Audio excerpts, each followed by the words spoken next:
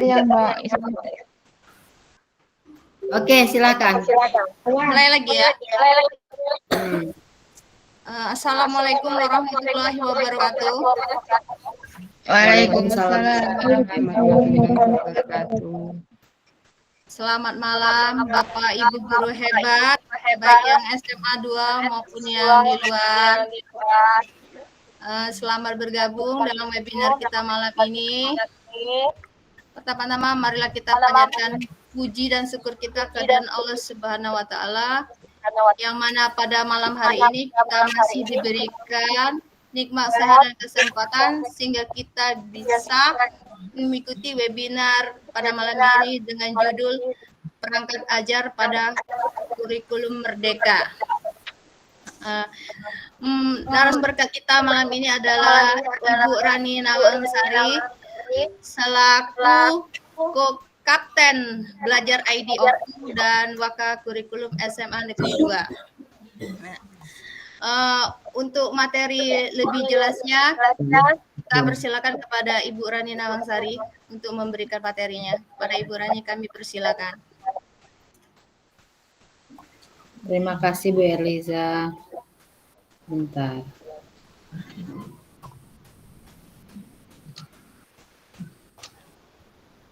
Terima kasih Bu Eliza atas kesempatannya.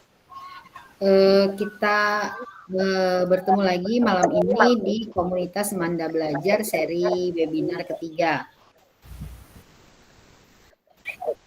Yaitu perangkat ajar ada kurikulum merdeka. Malam ini baru beberapa orang ya yang bergabung. Mudah-mudahan nanti berjalannya akan lebih banyak lagi yang bergabung. Saya izin share screen ya Bapak Ibu.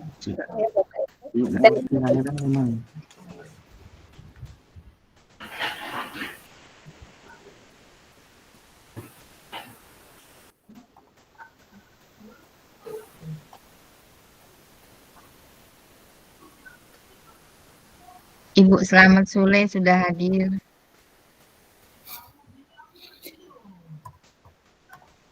Sudah terlihat share screen-nya Bapak Ibu? Sudah.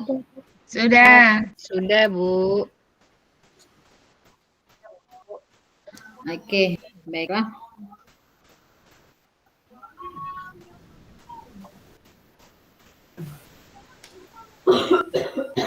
Ya.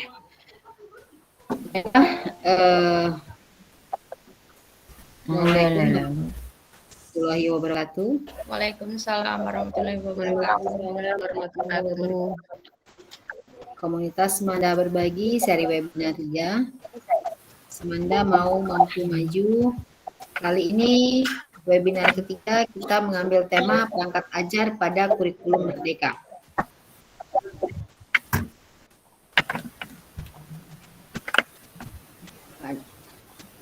Adapun tujuan dari webinar kita kali ini yaitu guru memahami capaian pembelajaran dan guru mampu menjabarkan CP menjadi TP dan ATP.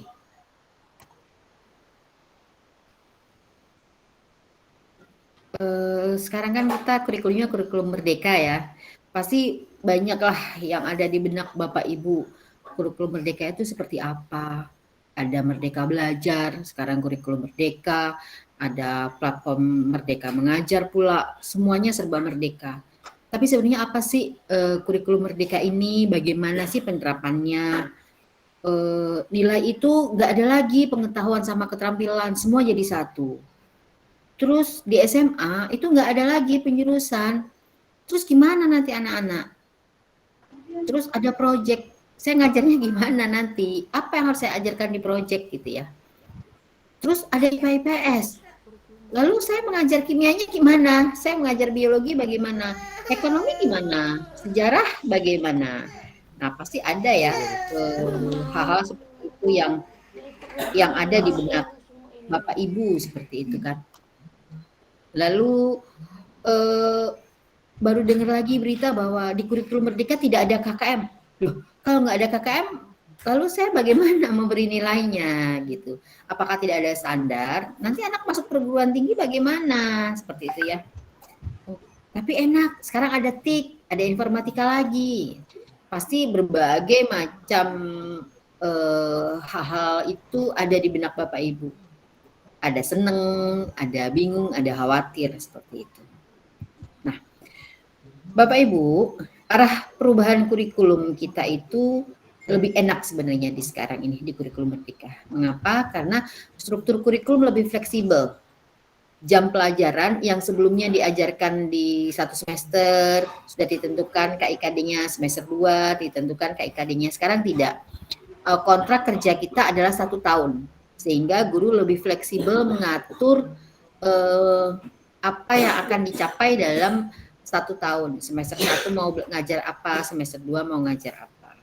Lalu di kurikulum Merdeka lebih fokus pada materi esensial, gitu ya. Capaian pembelajarannya itu per fase, bukan per kelas lagi ya, tapi per fase. Kemudian memberikan keleluasaan pada guru untuk menggunakan perangkat ajar sesuai dengan kebutuhan peserta didik.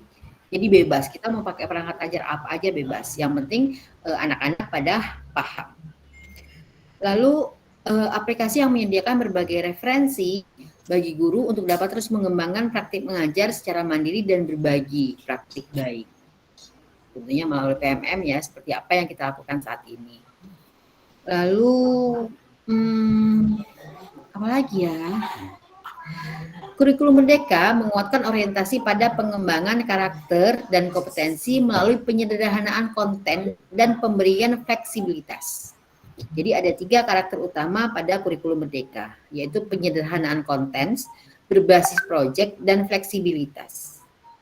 Sehingga pada pelaksanaannya profil pelajar Pancasila itu bisa terakomodir secara penyeluruh, secara utuh. Seperti itu. Nah, kita tahu bahwa tugas pokok guru ini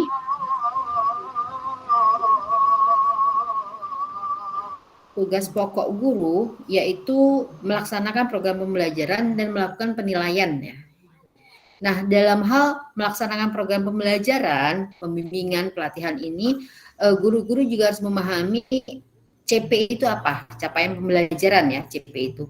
Dan menjabarkan capaian pembelajaran menjadi TP, tujuan pembelajaran. Kemudian dari tujuan pembelajaran menyusun ATP, alur tujuan pembelajaran.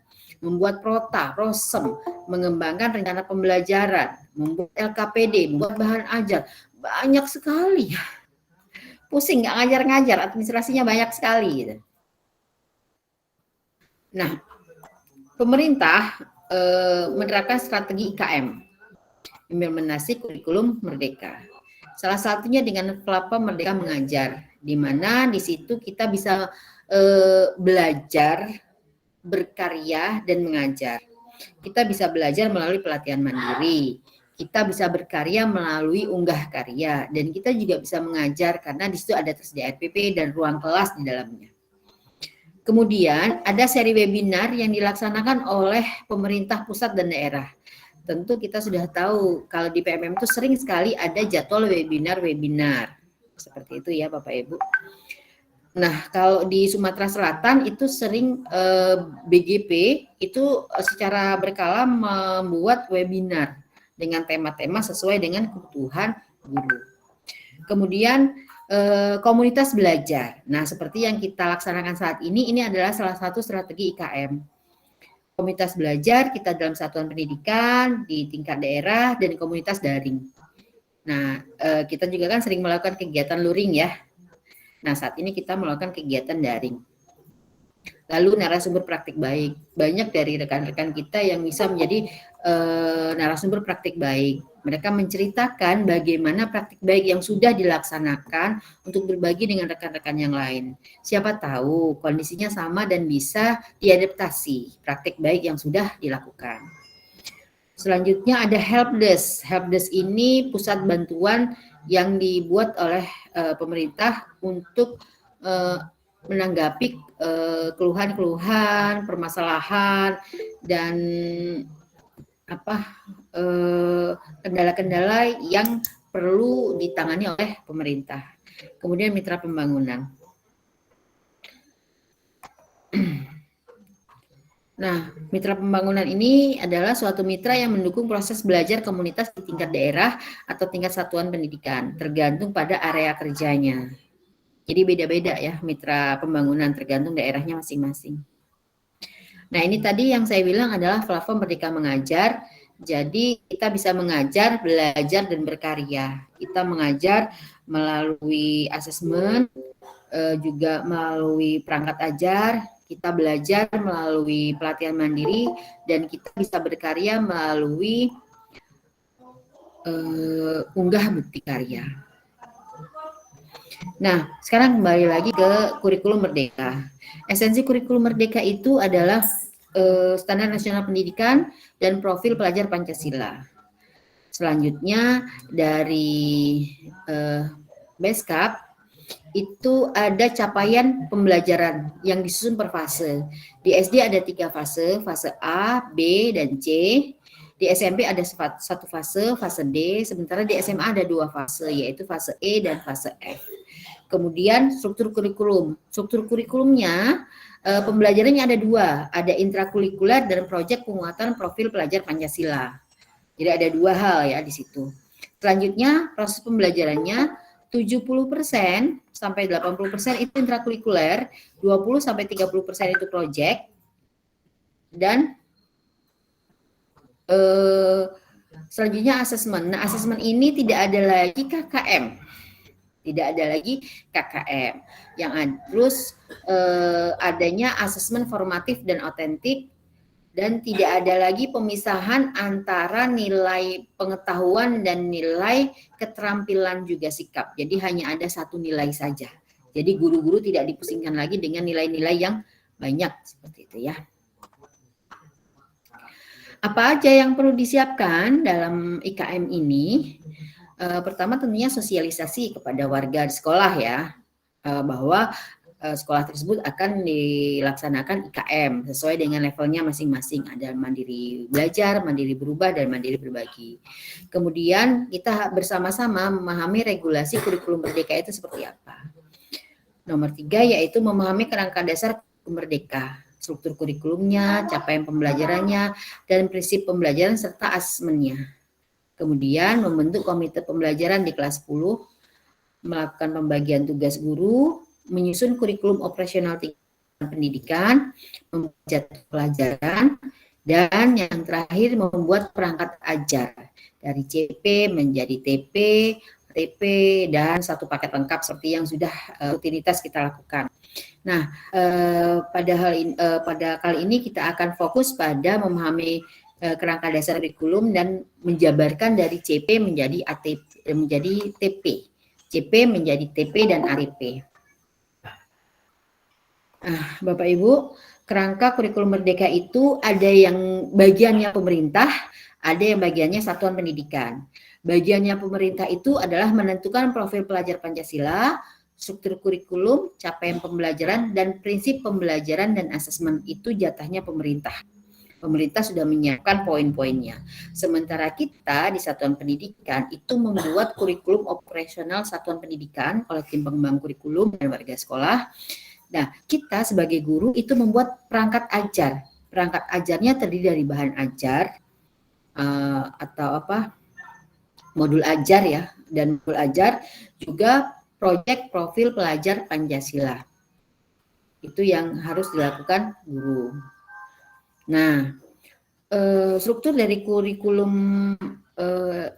kita ini sekarang kan dibagi 2, ada pembelajaran intrakurikuler dan pembelajaran proyek. Nah, pembelajaran intrakurikuler ini KBM seperti biasa, yang standarnya adalah capaian pembelajaran. Lalu ada 30% proyek penguatan profil pelajar Pancasila. Nah, ini ada dimensi-dimensinya yang harus dicapai dalam proyek penguatan profil pelajar Pancasila. Nah, sekarang kita fokus ke struktur kurikulumnya. Pada fase E, kelas 10 untuk SMA itu terdiri dari pendidikan agama dan budi pekerti, pendidikan Pancasila, bahasa Indonesia, matematika, IPA. IPA itu adalah fisika, kimia, biologi, IPS, sosiologi, ekonomi, sejarah, geografi, bahasa Inggris, pendidikan jasmani, olahraga dan kesehatan, matematika, seni dan prakarya, kemudian muatan lokal. Nah, di sini Bapak Ibu, di sini alokasi waktunya sudah ditentukan oleh pemerintah ya, di mana agama dan budi pekerti itu totalnya 3 jam. Terdiri dari 2 jam inkurikuler dan 1 jam itu proyek. Begitu juga dengan pendidikan Pancasila, totalnya 2 jam. Bahasa Indonesia 4 jam, 3 jam inkurikuler dan 1 jamnya proyek. Matematika juga sama seperti bahasa Indonesia, 3 jam inkurikuler dan 1 jamnya proyek. Nah, untuk IPA ini ada fisika, kimia, biologi, itu masing-masing 2 jam. Kalau di total dia IPA-nya 6 jam dan 1 jamnya proyek P5. Untuk IPS juga demikian, bahasa Inggris dia 2 jam, PJOK dia 3 jam, 2 jam inkurikuler, 1 jam P5. Informatika juga sama, 3 jam, terdiri dari 2 jam inkurikuler dan 1 jamnya P5, seni dan prakarya. Nah, seni dan prakarya ini boleh memilih salah satu dari rumpun seni, bisa seni musik, seni rupa, seni teater, seperti itu. Ada juga muatan lokal. Nah, muatan lokal ini boleh dipilih, boleh tidak. Itu paling banyak 2 jam pelajaran. Seperti itu. Nah, seni dan prakarya boleh memilih salah satu, boleh memilih seni dan boleh memilih prakarya. Nah, semua kurikulum ini itu kontrak kerjanya 1 tahun. 1 tahun. Jadi proyek itu dilaksanakan 1 tahun, 1 tahunnya minimal 3 tema, sementara inkurikulernya juga dilaksanakan selama 1 tahun. Kita bebas menentukan mana materi semester 1 dan mana materi semester 2.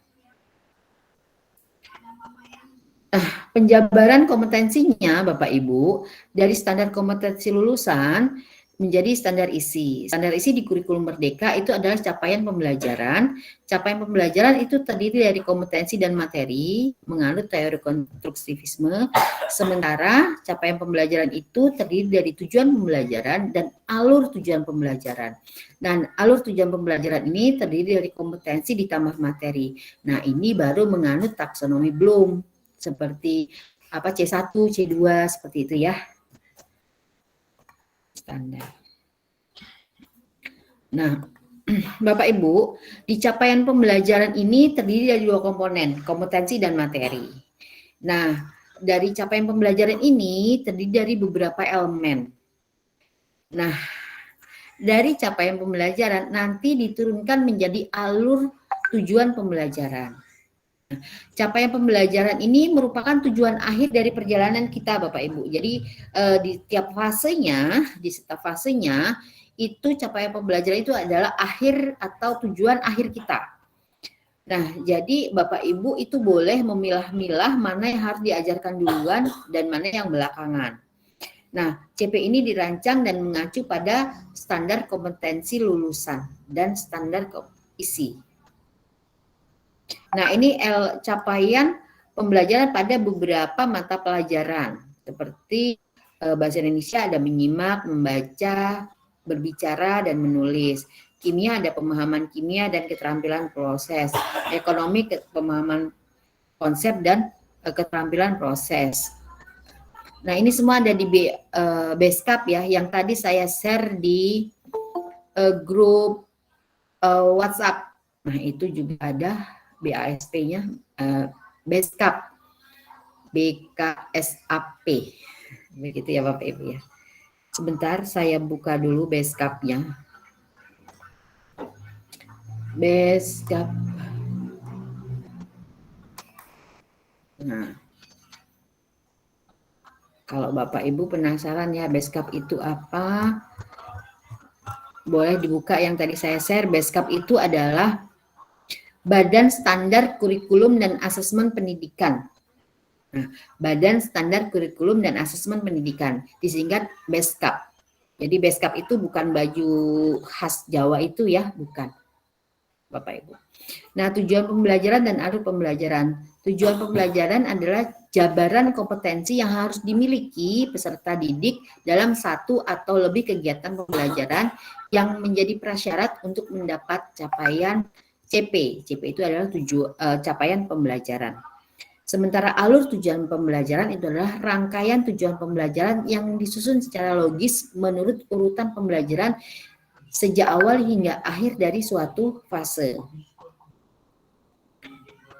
Jadi kalau satu kompetensi itu mengacu pada taksonomi, tapi kalau materi pembelajaran itu fokus pada materi esensial dan tidak esensial. Nah, ini adalah contohnya, contoh CP, capaian pembelajaran pada kimia fase E. Nah, mohon diperhatikan Bapak Ibu, ini berbeda dengan kurikulum 2013. Kalau 2013 kan ada KI, KD yang terdiri dari poin-poin ya. Poin 1.1, 1.2 dan sebagainya. Nah, di sini semua itu dalam bentuk satu paragraf. Satu paragraf. Satu paragraf di mana saya bacakan ya. Pada akhir fase E, peserta didik memiliki kemampuan untuk merespon isu-isu global dan berperan aktif dalam memberikan penyelesaian masalah.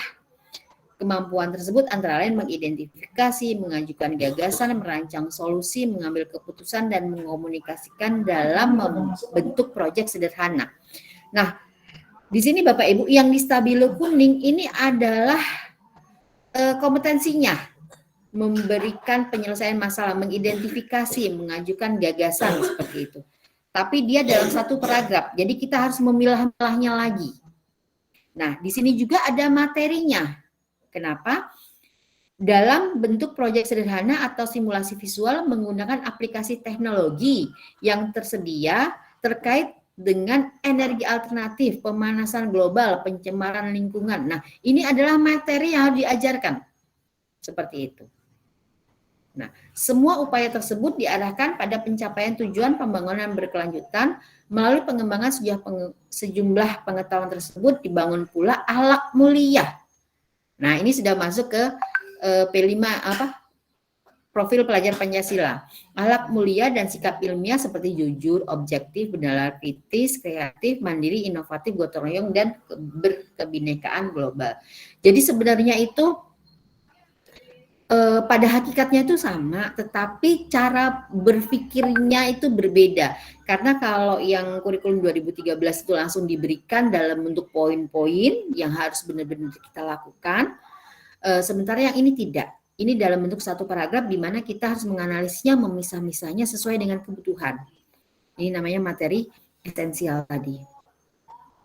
Nah, tahapan penjabaran capaian pembelajaran mengidentifikasi komponen CP menjadi kompetensi dan materi. Lalu mengelompokkan kompetensi dan materi esensial.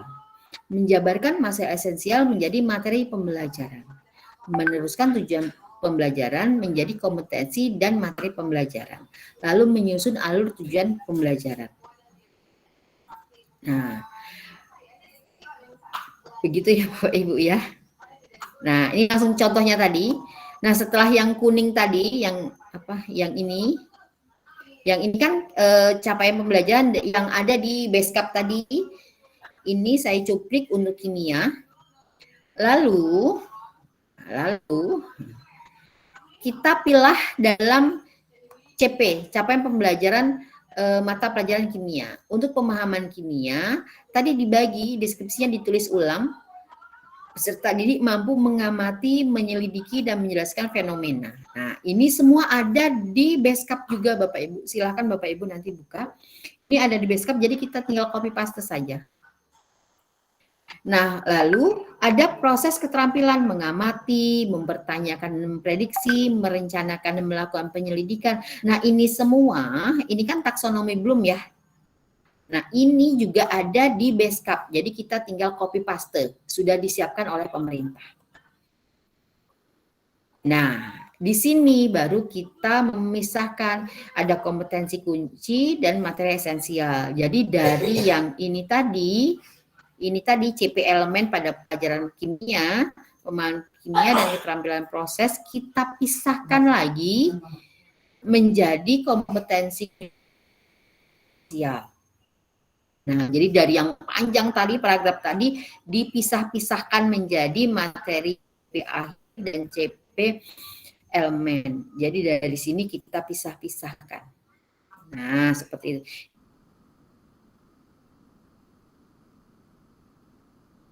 Ya, nah seperti itu. Dipisah-pisahkan. Jadi dari satu paragraf tadi dipisah-pisahkan. Lalu, dari mana? Dari kompetensi dan materi esensial tadi, kita buat materi pembelajarannya. Nah, jadi dari sini yang materi-materi banyak ini kita buat ke materi pembelajarannya. Hakikat ilmu kimia dan penerapannya dalam isu-isu global. Nah, sampai semua sudah kita tulis, baru kita ke tujuan pembelajaran. Nah, tujuan pembelajaran ini rumusnya adalah kompetensi ditambah materi pembelajaran.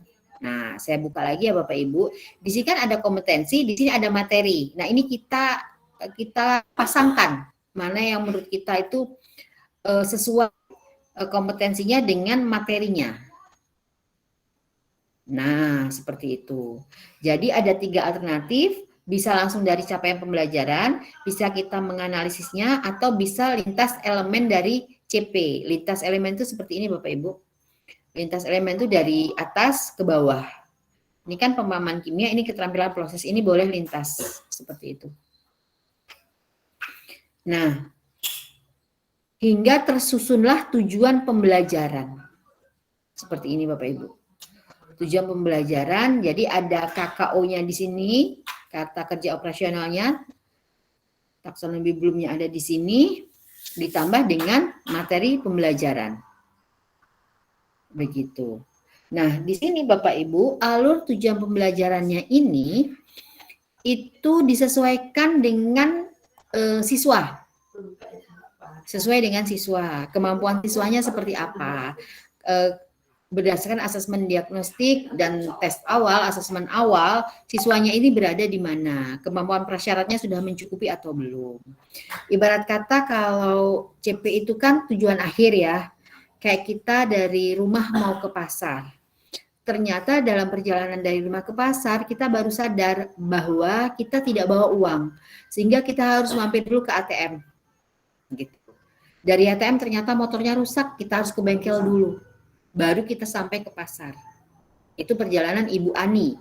Nah, sementara perjalanan Bapak Joko itu berbeda. Ternyata dia sudah mempunyai uang dan motornya tidak rusak. Jadi dari rumah dia langsung saja berjalan ke pasar. Nah, alur perjalanan itu berbeda-beda tiap sekolah dan tiap kelas. Tergantung dengan asesmen awal dan kemampuan murid itu. Karena bekal murid beda, kemampuan prasyaratnya beda. Sehingga alur pembelajaran di sini juga berbeda Bapak Ibu. Ini disesuaikan dengan kemampuan anak. Nah, mungkin anak-anaknya di kode 10.1 sampai 10.3 sudah paham semua. Jadi bisa mulai dari 10.4. Atau bisa jadi anak-anaknya tuh belum, materi prasyaratnya belum mampu begitu. Kita mundurkan, kita tambahin lagi apa hal-hal yang perlu kita tambahkan untuk mendukung siswa agar mencapai capaian pembelajaran tadi. Jadi mau dari mana berangkatnya, mau kita mampir kemana dulu, itu disesuaikan dengan kondisi siswa. Seperti itu. Sehingga berbeda-beda pastinya antara sekolah yang satu dengan sekolah yang lain. Mungkin di kelas yang satu dengan di kelas yang lain. Mungkin di kelas ini anaknya lumayan oke gitu ya. Bekal mereka oke gitu. Di kelas sebelah mungkin bekalnya kurang. Jadi kita harus tambahi lagi seperti itu Bapak Ibu. Nah, langkah menyusun RPP atau modul ajar adalah menganalisis capaian pembelajaran, kita mengidentifikasi komponen capaian pembelajaran, memisahkan komponen dan materinya, kompetensi dan materi, lalu menjabarkan materi esensial menjadi materi pelajaran. Lalu menentukan tujuan pembelajaran dan alur tujuan pembelajaran. Lalu kita mengembangkan dalam satu RPP. Pilih satu atau lebih tujuan pembelajaran, pilih materi pembelajaran yang sesuai, pilih dimensi P3-nya, profil pelajar Pancasila, yang mau kita ambil yang mana, sesuai dengan materi kita dan skenario yang kita buat. Lalu pilih model pembelajarannya, kita deskripsikan kegiatan dan kita buat asesmennya. Nah, ini komponen dari RPP. Kalau dulu kita RPP, sekarang istilahnya modul ajar Bapak Ibu. Nah, jadi kita beda istilahnya. Nah, yang terbaru ini yang sebelah kanan, ini ada komponen pelengkap, komponen inti, dan komponen tambahan. Komponen intinya sama ya, ada tujuan pembelajaran, kegiatan pembelajaran, dan asesmen pembelajaran. Di komponen pelengkapnya juga sama, tetapi di komponen tambahannya berbeda.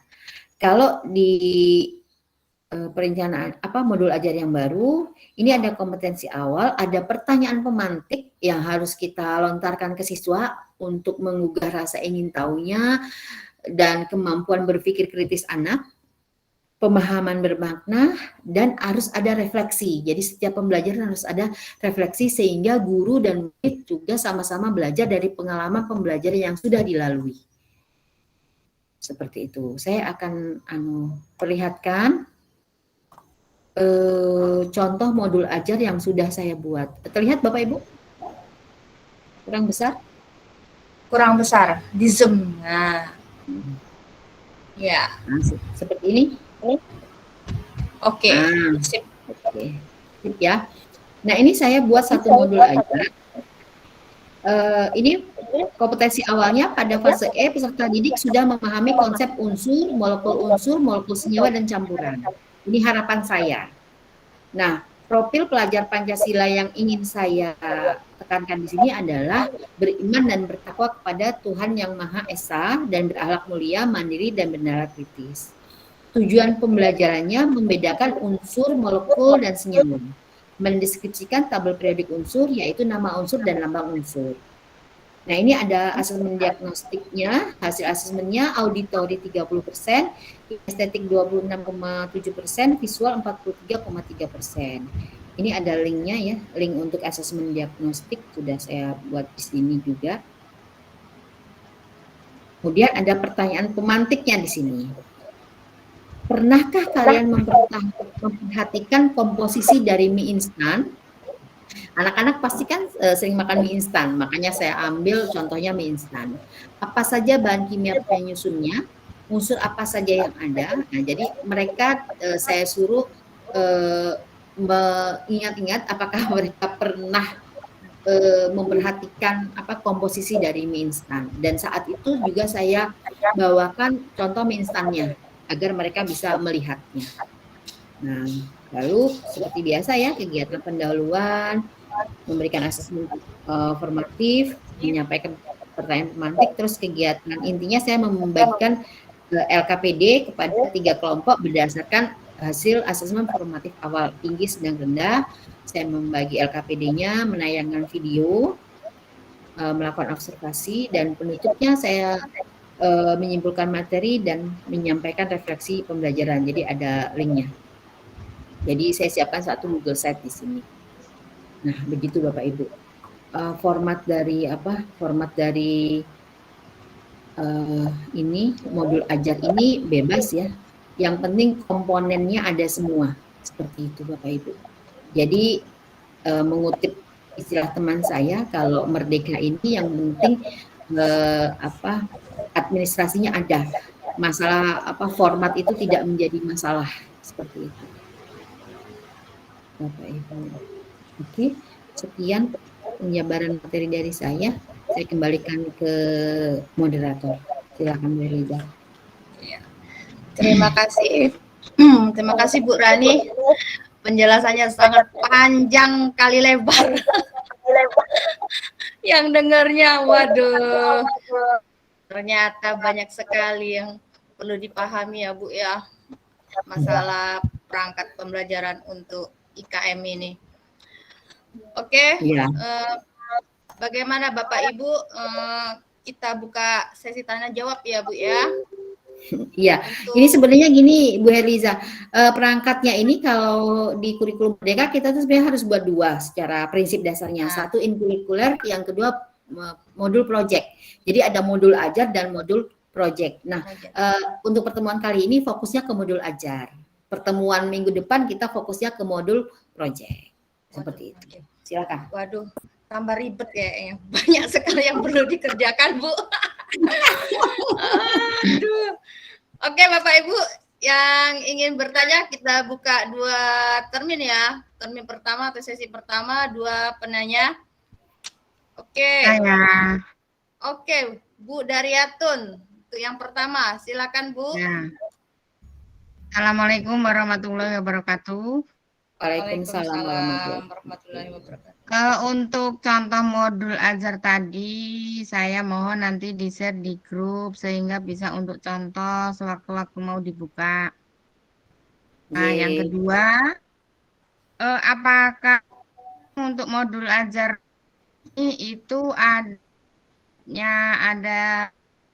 mungkin menggunakan InFocus, mencantumkan video, tapi misalnya kita nggak mencantumkan dalam modul ajar itu video, nggak nayangkan video, berarti kita harus inikan materinya apa itu mungkin di perangkat itu harus dicantumkan. Misalnya materinya apa, mungkin fungsi atau apa seperti itu. Iya, gini Bu ya. Kalau di kurikulum Merdeka gitu ya, itu berbeda dengan RPP versi yang lama. Jadi materi yang Ibu ajarkan itu kan yang wajib ditulis adalah tujuan pembelajarannya.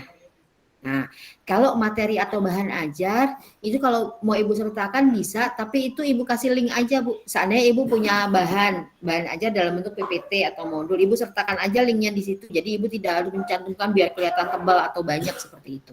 Oh, jadi bisa lebih ringkas. Iya. Jadi cukup mungkin hanya 1 lembar atau 2 lembar aja ya. Iya, lebih sederhana. Jadi ngelihatnya kita nggak capek seperti itu.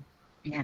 Terus apa mungkin lembar terakhir itu mungkin untuk administrasinya harus ada misalnya guru mapelnya siapa diketahui oleh kepala sekolah sehingga suatu saat mungkin ada pengawas datang ada bukti otentik kayak gitu. Nah, seperti itu. Nah, ini yang saya bilang di awal, Ibu ya, kurikulum Merdeka ini bebas kita berekspresi. Modul ajarnya mau versi seperti apa.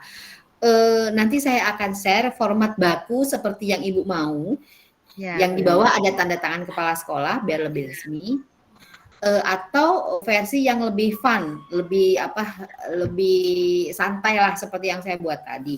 Kalau yang seperti saya buat tadi, saya mendesainnya seperti itu hingga nanti saya jilid jadi satu kumpulan modul ajar dan depannya rencana saya akan saya buat lembar pengesahan seperti itu. Nah, tetapi bisa juga per lembar seperti yang yang format lama istilahnya kan seperti itu. Itu lebih kemantepan sendiri-sendiri sih Ibu. Karena kan kalau yang sekarang itu format tidak jadi persoalan baku gitu. Itu hanya tinggal sesuai selera saja dan mungkin tiap sekolah kan punya aturan sendiri-sendiri gitu. Kalau saya sih ya yang penting ada modul ajarnya dan bisa dipertanggungjawabkan, ada legalitasnya, boleh di depan sebagai lembar pengesahan atau di bawah. Yang lebih penting lagi adalah ketelaksanaan modul ajar tadi di kelas. Iya.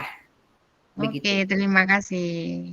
Assalamualaikum warahmatullahi wabarakatuh. Waalaikumsalam warahmatullahi wabarakatuh. Bu Rani, sepertinya harus ada pelatihan khusus loh. Kayak ini, aku aja ngawang-ngawang.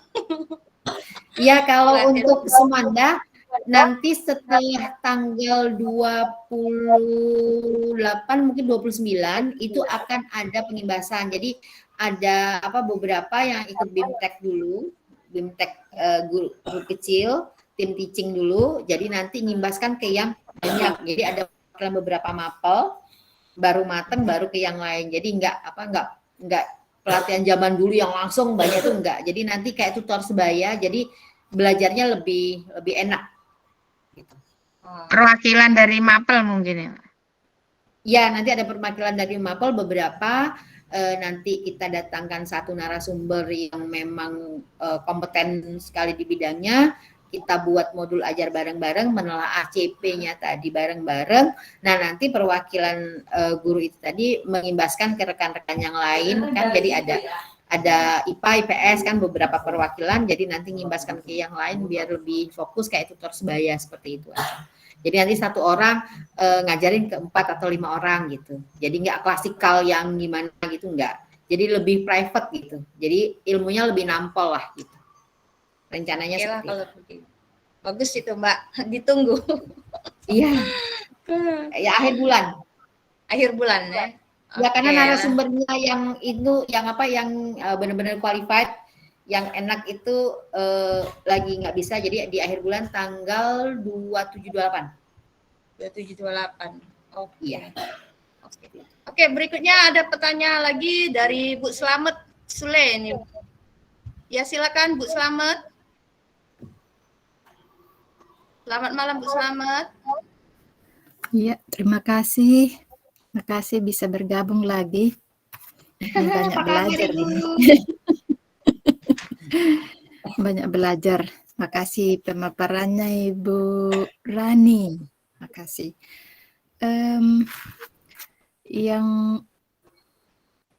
Yang saya lihat tadi mengenai modul ajar. Apa tadi topiknya? Topiknya hari ini apa? Saya lupa. Perangkat ajar pada kurikulum merdeka. Oke. Iya, makasih. Perangkat ajar. Yang saya masih cari-cari adalah bagaimana kalau cara menganalisis capaian pembelajaran,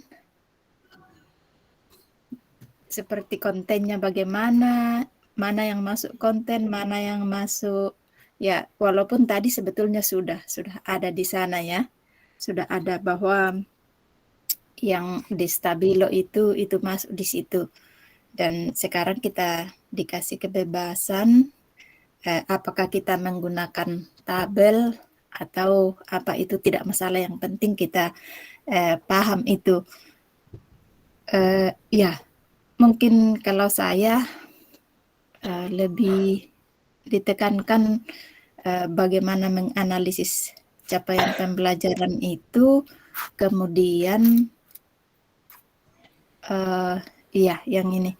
Kemudian kalau saya lihat karena seperti di tujuan pembelajaran yang Ibu tampilkan itu, saya berpikirnya berapa lama ya Ibu persiapkan itu mulai dari awal, karena masalahnya seperti ya sebelum masuk di kelas ada asesmen diagnostik yang harus kita persiapkan seperti itu. Umpamanya tadi Ibu sudah lakukan sekian persen auditori, sekian persen kinestetik dan seterusnya. Nah, yang saya pertanyakan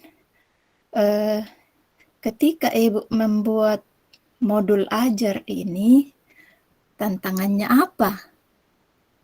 Ya, apa tantangan yang dihadapi itu, sehingga saya berpikirnya karena pasti setiap orang itu beda-beda, tapi menurut Ibu tantangan apa ya? Karena menyiapkan video itu bagaimana itu harus, dan itu berapa lama, pasti membutuhkan waktu banyak untuk persiapan semua itu. Kecuali kalau ya guru yang konvensional masuk dalam kelas dengan membawa satu buku dan ya itu oke, buka halaman sekian seperti itu.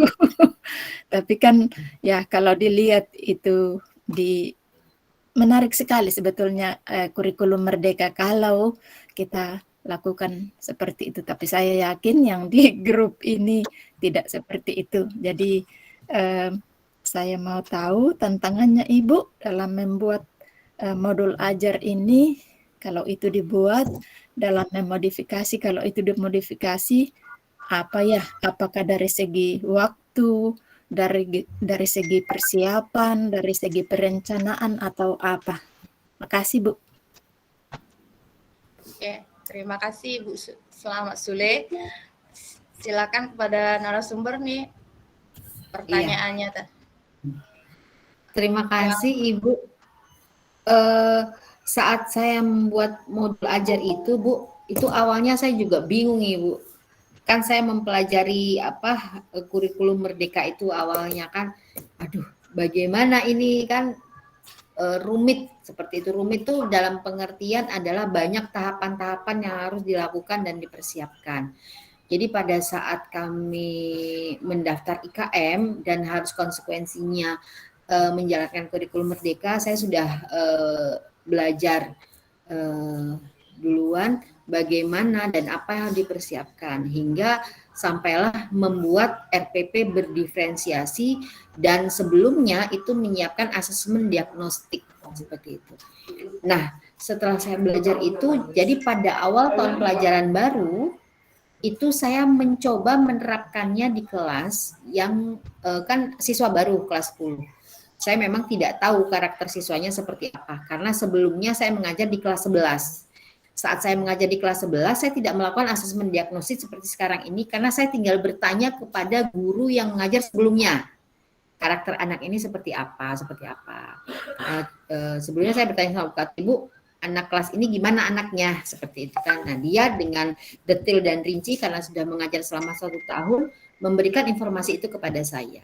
Nah, hal berbeda saat saya mengajar di kelas 10, di mana semuanya baru dan kami tidak mengetahui sama sekali. Saya tidak mungkin bertanya satu persatu dengan guru SMP-nya karena banyak sekali guru SMP-nya.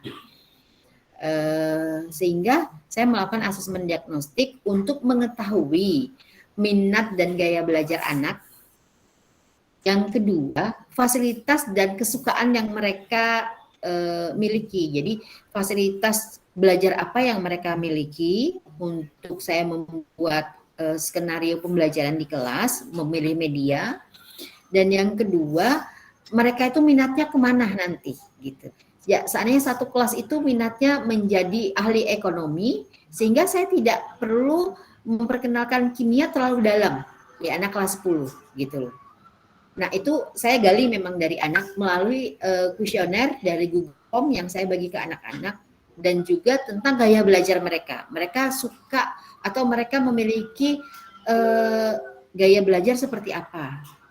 Itu memang saya lakukan. Jadi pertemuan awal, 1 minggu awal saya mencoba memahami anak-anak dengan saya melakukan dialog, saya ajak bercerita, berkenalan, dan melakukan asesmen diagnostis ke anak. Saya mengorbankan 1 kali pertemuan. Nah, setelah itu Bu, baru saya menyusun modul ajarnya tadi.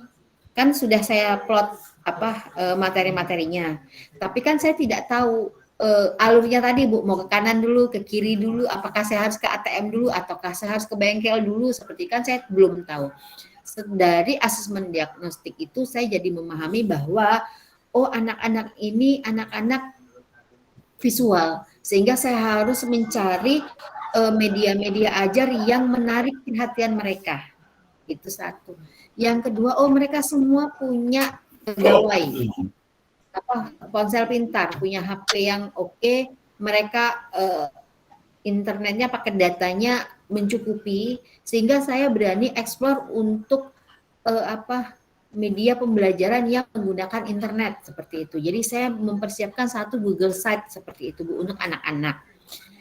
Dan anak-anak juga yang kelas 10 diajarkan bagaimana membuat Google Site di pelajaran TIK seperti itu. Itu sudah saya himpun dulu, sehingga tantangan saya adalah mendesain pembelajaran yang menampilkan 3 media berbeda, gitu loh Bu. Jadi saya harus mengakomodir yang kinestetik, visual, dan auditori. Itu merupakan tantangan terbesar. Jadi ada modul ajar yang saya bisa mengcover menyediakan 3 pilihan materi itu, tetapi ada juga yang tidak. Ada juga yang tidak. Terutama untuk yang kinestetik karena kan harus bergerak gitu. Jadi saya bingung kalau yang visual dan auditori kan saya kasih video, saya kasih bahan bacaan cukup, tapi untuk anak yang kinestetik kan saya harus merancang sebuah kegiatan agar mereka selalu bergerak seperti itu. Itu adalah tantangan terbesarnya di situ, Bu. Jadi ini kan sudah termasuk RPP berdiferensiasi. Nah, terkadang untuk mengakalinya saya memberikan materi ajar yang medianya sama, tetapi di produk itu berbeda. Jadi waktu tugas mereka berbeda. Dan ini mulai diadaptasi oleh rekan-rekan yang lain. Jadi ada anak-anak yang menulis, ada anak-anak yang melukis, ada anak-anak yang mungkin membuat poster seperti itu Bu di tugasnya. Jadi memang memilih tugas yang apa namanya bisa untuk mereka eksplor potensi mereka. Jadi mereka bisa buat puisi, mereka bisa melukis saja seperti itu. Dan setelah saya amati materi yang di kurikulum 2013 kurikulum Merdeka di kelas 10 ini lebih sedikit Ibu, esensial sekali. Jadi lebih sedikit dibanding kurikulum 2013. Capaian pembelajarannya lebih sedikit sehingga saya lebih leluasa untuk memainkan waktu pembelajaran.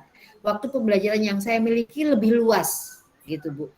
Jadi kan kalau yang sekarang ini kan materinya lebih sedikit. Jadi saya bisa eksplor tugas-tugas anak yang lebih bermakna seperti itu. Jadi saya suruh anak-anak bayangkan kimia hijau itu apa? Lingkungan hijau yang kalian inginkan seperti apa?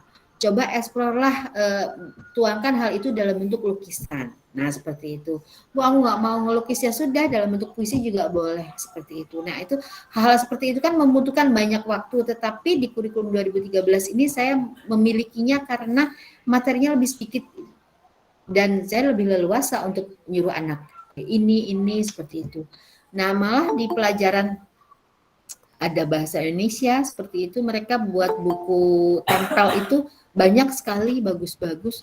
Ada teman juga yang tugasnya langsung diupload ke Google Site dan anak-anak suka seperti itu Bu. Bu, aku buat TikTok aja ya Bu, nanti TikToknya dimasukin ke Google Site. Oke, boleh seperti itu. Jadi mereka membuat pelajaran itu ya enjoy seperti itu. Dan juga keuntungannya adalah bagi saya dan mungkin bagi rekan-rekan yang lain adalah materinya lebih sedikit. Jadi kami bisa lebih leluasa dan lebih bebas berekspresi untuk anak disuruh ngapain.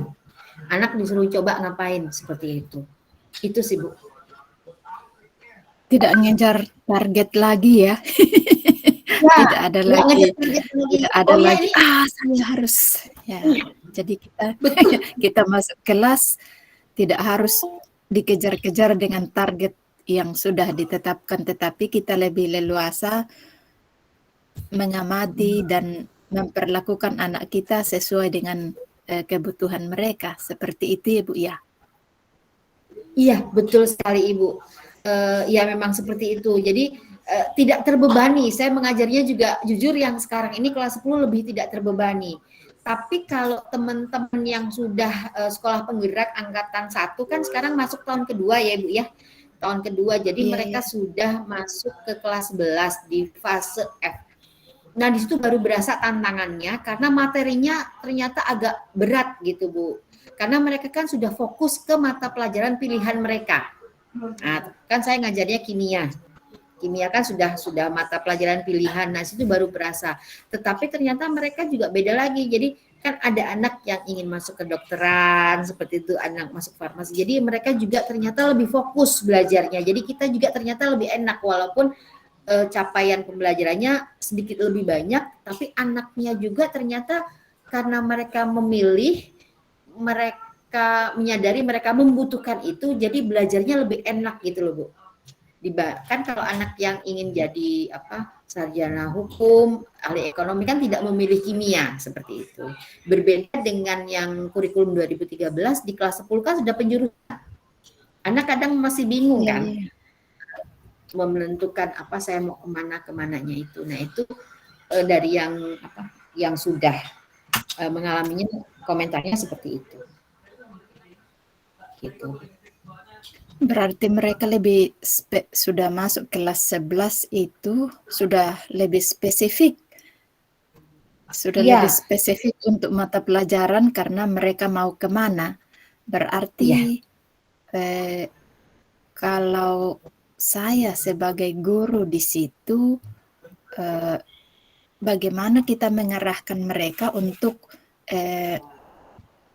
ya paling tidak kalau itu bisa seperti itu, mereka mencari di menggunakan media sosial atau menggunakan internet untuk memperlengkapi diri dengan cara seperti itu.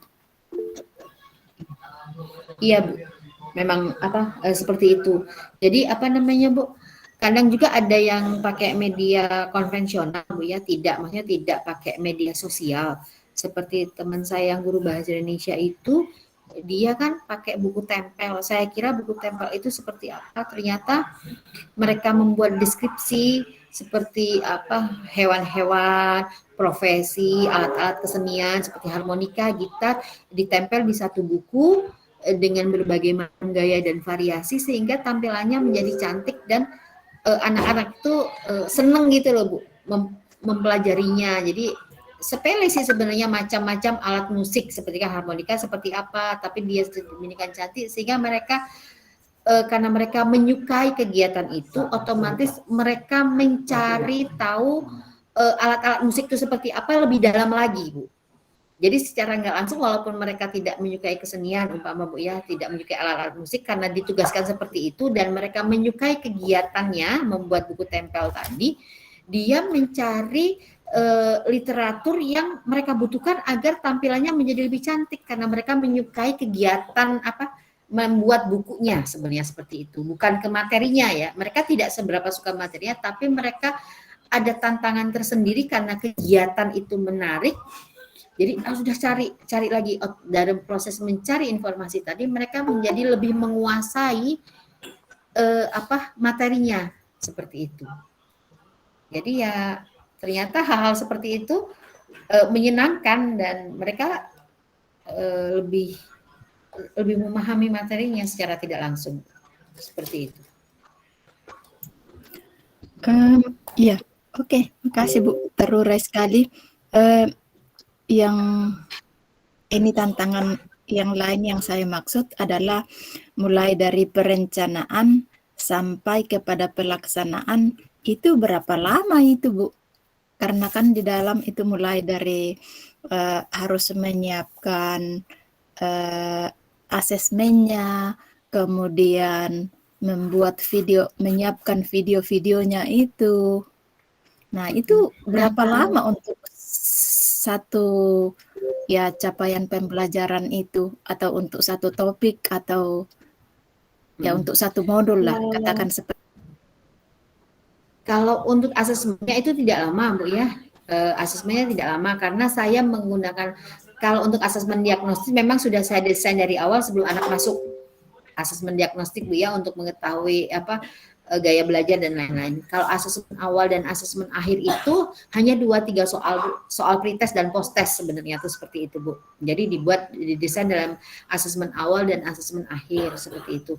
Nah untuk video itu saya tidak buat sendiri Ibu. Saya memakai video-video dari sumber-sumber yang bisa terpercaya untuk dilihat dan ditonton anak-anak. Contohnya saya ambil videonya dari rumah belajar, kan ada sumber belajarnya dan itu kan sudah dikurasi oleh tim Kemendikbud seperti itu. Jadi saya menggunakannya untuk referensi anak-anak dan juga saya ambil video-video dengan durasi yang singkat Ibu, sekitar 3 atau 4 menit. Jadi saya tidak memakai video-video yang lama, saya gunakan itu pas untuk materi mereka saja. Jadi mereka tidak terlalu bosan untuk menonton video yang lama. Seperti itu. Jadi saya tidak membuat video sendiri, tapi saya menggunakan video yang sudah ada, tetapi saya juga memilih yang benar-benar bisa dipertanggungjawabkan seperti itu. Salah satunya saya ambil dari rumah belajar, sumber belajar dari rumah belajar. Nah di situ sudah terkurasi oleh Dinas Pendidikan, jadi itu saya pakai. Seperti itu untuk videonya. Jadi bukan berarti saya membuat video sendiri, tidak. Saya memakai video yang sudah ada, tapi saya tetap cantumkan sumbernya seperti itu. Karena itu link YouTube-nya langsung yang saya pakai seperti itu. Gitu Ibu. Dan itu untuk bagus sekali. Apa Ibu? Bagus sekali. Ya, bagus sekali kalau seperti itu. Artinya ya, tapi minimal kan itu membutuhkan waktu Ibu. Nah, kemudian membutuhkan waktu. Iya, tadi itu saya pikirnya mungkin membuat katakanlah dari StreamYard, kemudian masuk di YouTube, kemudian dipakai. Saya pikirnya begitu. Tetapi kalau mengambil dari, oke. Oke. Tidak Ibu. Jadi kalau seperti itu mungkin saya membutuhkan waktu yang lebih lama, 1 semester mungkin saya baru selesai buat modul ajar. Tapi saya ambil jalan yang pintas dan bisa dipertanggungjawabkan, juga bisa menghadirkan sumber belajar yang berkualitas untuk anak-anak.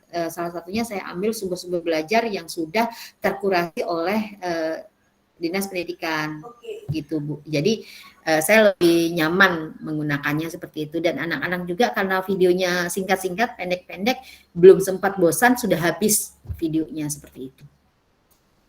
Kayak gitu. Jadi kan dipotong-potong gitu. Kayak gitu Ibu.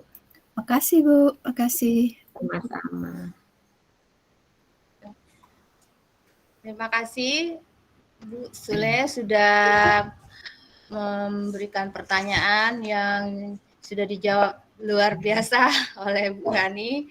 Ternyata memang kalau menurut kita tantangannya besar ya. Tapi kalau mungkin untuk buat Bu Rani sangat mudah sekali.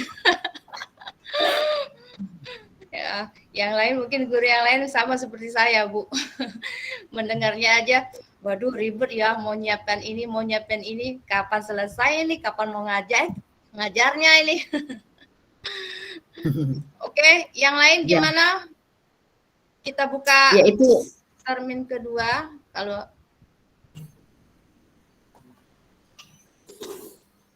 ya itu tip and triknya Bu Herliza. Jadi apa? Bisa dipakai nanti tip and triknya. ada nggak nih yang mau lagi tanya? Kalau nggak ada, saya mau nanya Bu Rani. Oke, silakan. Nah, kan kalau kurikulum Merdeka ini katanya kan nggak ada lagi KKM. Jadi gimana kalau nanti anak itu tuntas atau tidak tuntasnya tuh gimana cara menentukannya gitu. Kita kan nggak ada lagi KKM. Kalau dulu kan sekian berarti anaknya belum tuntas gitu kan. Nah, kalau sekarang ini gimana nih? Kalau sekarang kan tidak ada, tapi kan kita ada tujuan pembelajaran. Apakah tujuan pembelajarannya itu sudah tercapai atau belum? Gitu kan, kita kan tetap melakukan asesmen ya, penilaian. Nah itu jadi kalau seandainya memang tujuannya di situ adalah contoh ya Bu ya, seandainya tujuannya siswa bisa menghitung 1 sampai 10 gitu ya. 1 sampai 10. Berarti kan Ibu kalau seandainya siswanya bisa menghitung 1 sampai 10 dengan sempurna, nilainya 100 kan? Nah, kalau siswa itu hanya bisa menghitung 7, berarti kan dapat nilai 70. Nah, kalau belum berarti kan itu anak itu kan harus remedi. Istilahnya kita harus, bukan remedi sih, istilahnya apa, kita harus melakukan pendekatan-pendekatan lagi gitu. Sehingga nanti anak itu juga Bu, nanti di rapot pembelajarannya juga dituliskan 2 poin. Poin tertinggi dan poin terendah untuk deskripsinya. Jadi seandainya sudah menguasai kompetensi penjumlahan atau perkalian pada matematika, perlu, nah kan ditambah lagi, perlu pemahaman lebih lanjut pada operasi pembagian seperti itu. Jadi nilai terendah dan nilai tertingginya disebutkan dalam deskripsinya seperti itu. Seperti itu ya Bu ya. Iya. Berarti pakai deskripsi berarti ya sekarang ini ya Bu ya. Ya pakai deskripsi dan pakai nilai. Jadi nilainya kan di rata-rata Bu, nilai tertinggi sama rendah kan di rata-rata.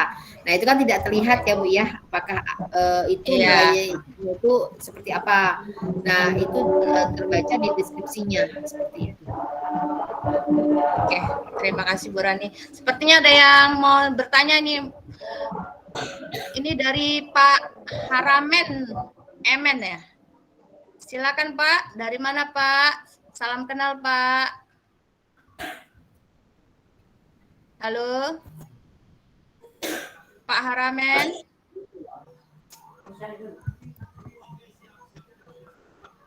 Halo Bapak. Sepertinya sinyal Sinyalnya kurang bersahabat. Atau yang lainnya mau ingin bertanya, silakan. Silakan Bapak Ibu Guru. KKM tidak ada, tapi ada KKTP. Kompetensi ketuntasan tujuan pembelajaran. Sepertinya teman-teman yang lainnya juga bingung. Nah, itu Bu Epi. Oh ya, silakan Bu Epi. Baik. Selamat malam. Assalamualaikum warahmatullahi wabarakatuh. Waalaikumsalam warahmatullahi wabarakatuh. Sangat menarik sekali apa yang disampaikan oleh Ibu Rani tadi ya. Terima kasih kepada Bu Herlija yang telah memberi kesempatan saya untuk bertanya. Terus terang di sini memang ini adalah awal dari capaian pembelajaran ya yang baru saya ketahui ya. Di sini saya cuman ingin bertanya. Kita kan di sini ingin memahami capaian pembelajaran. Nah, di situ saya ingin mendengarkan kembali dari Ibu Rani ini penjelasan tentang TP dan nanti bisa menjadi ATP. Itu seperti apa, Bu? Itu saja pertanyaan dari saya. Terima kasih. Wassalamualaikum warahmatullahi wabarakatuh. Waalaikumsalam warahmatullahi wabarakatuh. Jadi pertanyaannya bagaimana dari CP menjadi ATP ya, Bu? Iya. Ya. Bagaimana cara CP menjabarkannya? ATP. Penjabarannya, Bu, seperti apa? Penjabarannya. Tadi itu kan terus ada konten-konten itu, Bu. Konten. Nah, ini ya analisis ya. Ini kan ini ya Bu ya, ini adalah CP-nya ya, capaian pembelajaran. Nah, capaian pembelajaran ini kita peroleh dari Beskap. Beskap tadi yang sudah saya share di grup. Nah, ini pertama yang harus dilakukan adalah kita pilah-pilah dulu ya. Mana kompetensi, mana materi, mana karakternya. Gitu ya. Kita pisahkan dulu dari satu paragraf ini. Nah, jadi di sini ini kan merespon, memberikan, mengidentifikasi, ini adalah kompetensinya. Nah, kita kasih tanda dulu. Nah, lalu di sini materinya, kita kasih tanda dulu materinya. Gitu. Nah, ini adalah karakternya, ke profilnya. Nah, ini kita kasih tanda dulu. Nah, jadi ini kita sudah dapat 3 ya. Sudah dapat 3 poin. Gitu ya, Bu ya. Oke, lanjut. Nah, di sini ada elemennya. Elemennya ini dapat dari mana? CP elemen ini juga ada di Beskap. Ada di Beskap. Gitu. Ada di Beskap, kita pindahkan ke sini. Nah, jadi ada elemennya, ada pemahaman kimia dan keterampilan proses. Nah, elemen ini tiap mata pelajaran beda-beda. Tiap pelajaran beda-beda, tergantung karakteristik pelajarannya. Kayak bahasa Indonesia beda. Gitu. Mungkin ini dengan fisika sama, hanya ada pemahaman fisika dan keterampilan proses. Gitu. Seperti itu. Jadi nanti bisa dianalisis dari Beskapnya yang sudah saya share di grup. Itu ada CP-nya dan ada elemennya di situ. Nah ini tinggal kita copy paste aja Ibu, sudah ada. Nah ini kita stabilo lagi nih. Nah yang biru-biru ini materinya, yang kuning-kuning ini kompetensinya, gitu. Jadi kalau di kurikulum 2013 kita tinggal pakai, gitu ya. Kalau di kurikulum Merdeka enggak, gurunya harus menganalisis dulu. Bedanya mana sih, gitu loh, Bu. Itu ya. Nah ini juga mengamati, mempertanyakan, merencanakan, ini sudah ada di Beskap. Kita tinggal copy paste. CP ini sudah ada. Nah dari sini ini tadi kita jabarkan ke sini materi esensial dan kompetensi kunci. Yang kuning-kuning tadi taruh di sini, yang udah kita stabilo tadi, ini kompetensinya. Yang materi esensialnya taruh sini, yang biru-biru. Gitu. Nah, ini kan, ini ya, ada yang kuning, ada yang biru. Nah, ini ya. Nah, dan sini juga nih, ada yang kuning, ada yang biru. Nah, ini kita pisahkan ke dalam 2 tabel, biar enak dipilahnya. Nah, setelah itu, materi di sini kita jabarkan lagi. Kita buat kalimat yang cantik. Nah, kalau yang ini tadi kan cuman energi alternatif, pemanasan global gitu kan. Nah, ini kita buat yang cantik kalimatnya. Nah, seperti ini. Gitu. Nah, setelah itu kita buat tujuan pembelajaran. Tujuan pembelajaran itu kompetensi dicampur dengan ditambah dengan materi pembelajaran. Nah, gitu. Nah, kita gabungkanlah. Di sini kan ada kompetensi nih. Ini ada materi. Ini ya, ini ada kompetensi di materi. Nah, ini kita gabungkan. Jadilah alur tujuan ini tadi. Materinya sudah ada, kompetensinya kita gabung. Kalau sudah kita gabung, kita buat alur pembelajaran dulu. Dari mana dulu? Boleh dibolak-balik materinya tadi. Sesuai sama kondisi anak-anaknya. Nah, gitu. Nah, terus alokasi waktunya juga kita sesuaikan. Seperti itu. Barulah nanti jadi modul aja.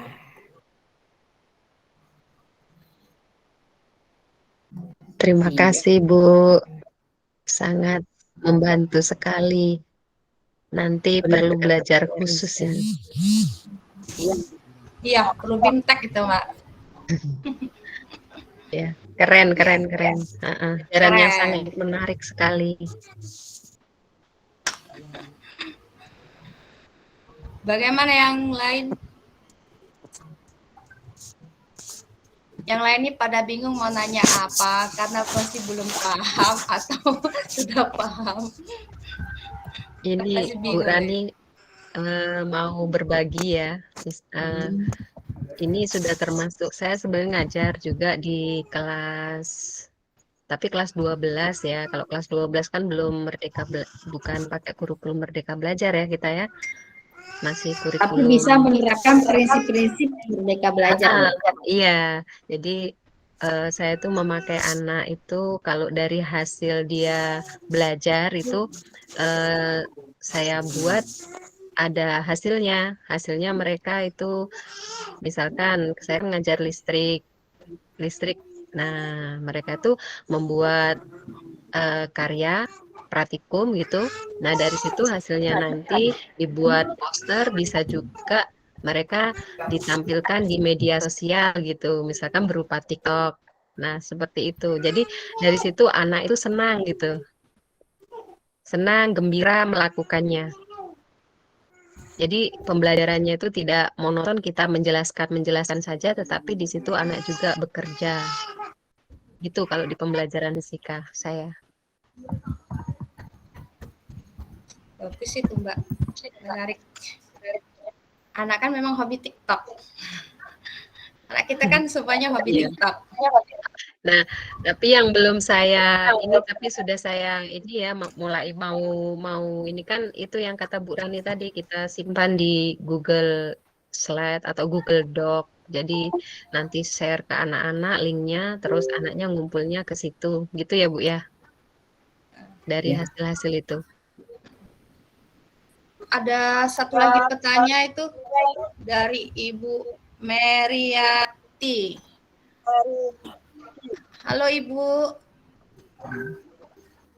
Ya Bu. Selamat Ibu, salam kenal dari kami. Ya Bu, selamat Silakan malam. Ibu.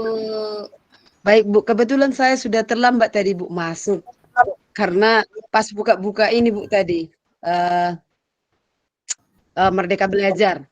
Nah terus topiknya saya kurang tahu Bu, tapi bisa nggak bertanya sekilas saja atau lebih dalam lah seperti itu Bu tentang ini asesmen ini Bu. Kita memang masih agak bingung ini tentang asesmen ini karena kalau di kami kebetulan masih kurikulum 13 Bu. Jadi kan kalau kita dengar-dengar tentang asesmen ini ada asesmen sumatif, ada asesmen formatif. Jadi kalau di kurikulum mereka ini asesmen yang mana yang kita gunakan, Bu? Terima kasih, Bu. Oh iya. Terima kasih, Bu. Ya, silakan Bu Rani. Ibu Meriati menanyakan tentang apa sih beda asesmen formatif, asesmen yang satunya lagi lupa. Jadi banyak belum paham itu asesmen itu yang mana ada yang digunakan itu. Baik, itu asesmen ya. Asesmen itu sebenarnya itu lebih gampang Bu ya daripada yang kurikulum 2013 karena di sini kita hanya fokusnya satu asesmennya. Asesmennya itu nggak kayak yang kalau di 2013 kan ada sikap, ada keterampilan gitu ya, sikap, keterampilan, sama pengetahuan. Kita banyak sekali megang instrumen penilaian seperti itu untuk di 2013. Nah di sini kita tidak Bu, kita hanya ada namanya sumatif, ada formatif. Kalau formatif itu kan untuk di tiap kita pembelajaran. Nah kalau sumatif itu kan di akhir capaian pembelajaran. Kalau disamakan dengan yang lama itu ada ulangan harian, ada ulangan semesteran, gitu ya Bu ya. Nah kita hanya melakukan itu saja, gitu. Dan itu nilainya di rata-rata Ibu, di rata-rata menjadi nilai akhir.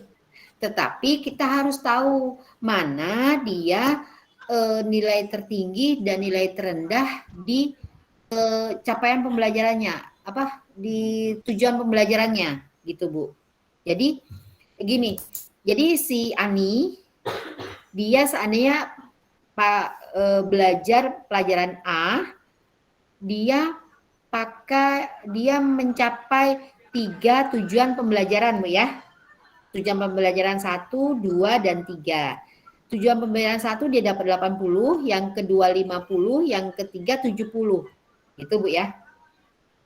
Nah, setelah di rata-rata dia dapatlah berapa itu? 65 70 sana Bu ya. Dia dapat rata-rata 70. Nah, dia nanti di kompetensinya Bu, di deskripsinya dia menyebutkan si Ani sudah menguasai kompetensi 1, tetapi perlu bantuan untuk kompetensi 2 yang dapat 50 tadi. Seperti itu Bu deskripsinya. Nah, untuk penilaiannya hanya kita penilaian ulangan harian dan ulangan semesteran.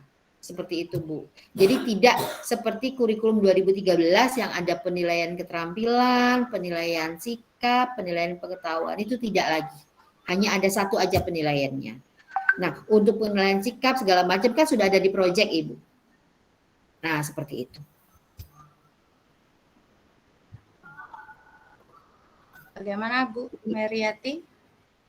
Hanya formatif dan sumatif Ibu. Jadi penilaian harian dan penilaian di akhir CP. Maksudnya penilaian semesteran. Akhir semester. Istilahnya seperti itu. Kalau nggak akrab dengan sumatif dan formatif. Seperti itu. Lain beda nama aja Bu. Kegiatannya sama, istilahnya berbeda. Istilahnya aja yang berbeda. Baik Bu. Terima kasih Bu.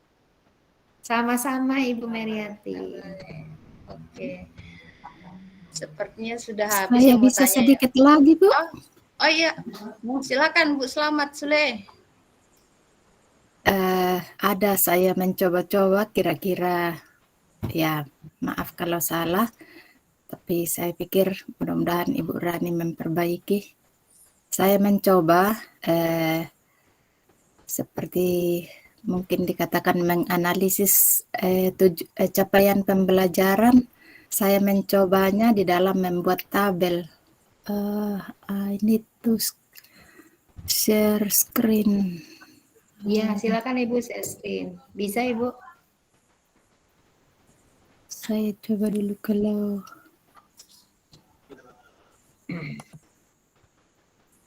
kena share the screen. Atau mungkin saya baca, kalau saya tidak bisa, saya tidak dapat share screen. How can I share the screen? Di dalam itu saya mencoba membuat analisisnya, yaitu capaian pembelajarannya pada akhir fase E dan seterusnya. Kemudian tabel berikutnya itu ada konten, energi alternatif, pemanasan global dan seterusnya. Kemudian kompetensi, merespon isu global, memberikan penyelesaian masalah dan seterusnya. Kemudian kolom berikut akhlak mulia, ketiganya jujur, apa semua dan seterusnya. Kemudian alokasi waktu. Kira-kira seperti itu Ibu atau bagaimana? Jadi Kalau kayak itu format silabus ya Ibu ya? Iya. Silabus. Ya itu bisa Ibu, itu kan memudahkan Ibu. Maksudnya itu kalau Ibu membuat desain seperti itu kan Ibu menjadi mudah untuk menganalisisnya seperti itu ya Bu ya? Iya, karena saya berpikir kita sebagai guru masih dibayang-bayangi oleh kurikulum K13, sehingga oh ya kira-kira untuk menganalisisnya mungkin seperti itu.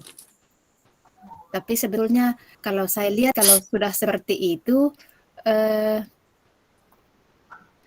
tidak terlalu masalah karena hanya mengkopas saja. Nah, coba Ibu saya terjemahkan di sini Ibu. Apa tadi yang pertamanya capaian pembelajaran? Capaian pembelajaran, kemudian konten atau materi ya? Ya, sama aja. Ya, materi. Kemudian kompetensi, kemudian P3 profilnya, profil pelajar Pancasila, kemudian alokasi waktu. Ya, mungkin masih ada lagi tapi ya, kan seperti ini. Kalau kita buat seperti ini juga lebih enak Ibu. Maksudnya itu kan capaian pelajar di sini. Iya. Nanti kontennya apa? Ya, ini bisa Ibu, bisa Ibu buat, bisa Ibu terimakan lagi di bawah-bawahnya gitu Bu ya. Jadi ini kan memudahkan Ibu dalam membentuk tujuan pembelajaran dan alur. Ya. Jadi mungkin di sini bisa Ibu tambahkan lagi satu sebelum alokasi waktu. Di sini saran saya Ibu alokasi waktunya di sini. Di sini tujuan pembelajaran. Iya, tujuan. Oh ya, tujuan pembelajaran saya. Ya, jadi di sini kan jadi Ibu bisa kawinkan antara materi dengan kompetensi menjadi tujuan pembelajaran. Gitu. Atau mungkin lebih enak lagi kalau kompetensi dulu baru materinya. Iya, bisa. Jadi di sini nanti kan Ibu tinggal pasangkan saja kompetensi dengan materi yang sesuai di sini. Iya. Baru nanti alokasi waktunya gitu. Jadi lebih enak. Gitu. Jadi ininya satu, nanti ininya banyak, ininya ada lagi, ini ada lagi gitu. Iya, karena saya jadi lebih memudahkan Bu. Ya, karena saya berpikir ya kita masih dibayang-bayangi K13 sehingga oh ya kira-kira memetakan itu seperti itu. Saya hanya pikir-pikir. Nah, itu sehingga kalau saya intinya adalah ya di sini kalau dia berbeda kompetensi konten atau apa, yang paling penting untuk kita sebagai guru adalah memahami bahwa ini yang kompetensinya dari capaian pembelajaran ini materinya, ini P3-nya, ini tujuan pembelajarannya dan seterusnya. Saya pikirnya seperti itu, Bu. Ya, makasih kalau bisa seperti itu. Iya, jadi ini membuat ide untuk saya. Jadi nanti waktu kami BIMTEK, waktu berbagi dengan teman-teman di sekolah, ini nanti menjadi salah satu alternatif untuk mempermudah. Karena kan teman-teman terbiasa dengan gaya seperti ini di kurikulum 2013. Silabus ya. Silabus. Jadi kita bisa bawa hal ini, jadi teman-teman lebih akrab gitu Bu. Seperti itu. Iya, juga saya berpikir kalau tapi tidak tahu apakah itu penting atau tidak yang 4C itu Oh, 4C. keterampilan Ya, abad kedua, abad 21 yang kreatif apa semua. ya Kalau itu nanti kan ini Bu, kalau hal itu kan nanti dia terakumulasi di kompetensinya Ibu. oke, oke. Ya, jadi nanti kita kompetensinya kita buat agak tinggi, jadi dia menganalisis, keterampilan berpikir kritis, seperti itu kan kolaborasinya Iya, iya. bisa terlihat dari situnya, dari kompetensinya. Gitu. Ya, bagus, bagus. Senang Ibu Rani. Kasih bisa berbagi. Ya. Ya, Ibu juga ngasih saya ide yang luar biasa nanti biar teman-teman enak menganalisisnya. Nah, Bu Herliza udah senyum-senyum kalau udah dibuat kayak gini kayaknya sudah mulai ada gambaran kata Bu Herliza. Gambaran. Gitu. Enak juga Bu Rani kalau seperti itu. Iya Saya kan juga gayanya masih gaya kayak silabus kan. Jadi kan ide Bu Selamat Iya. Sore tadi bisa kita pakai. Jadi kan lebih enak gitu. Jadi kan bisa langsung kan Lebih mudah ya. lebih mudah. Ya, jadi besok kita pakai yang format ini aja gitu. Ide dari Bu Selamat tadi kita pakai. Bu Selamat. Bu Selamat mapel apa ya? Bu Selamat mapel apa ya? Bisa berbagi ini. Terima kasih ya Bu Selamat. Itu Bu Meriati juga jadi terinspirasi ya Bu Meriati ya. Ada nggak Bu kawan saya di sini yang mengajarkan mata pelajaran TIK? Tik, Otik. Oh, tik itu saya lihat dulu. Ada tidak? nggak ada cahaya ibaratnya cahaya nggak masuk ya? Iya, Iya, nggak ada.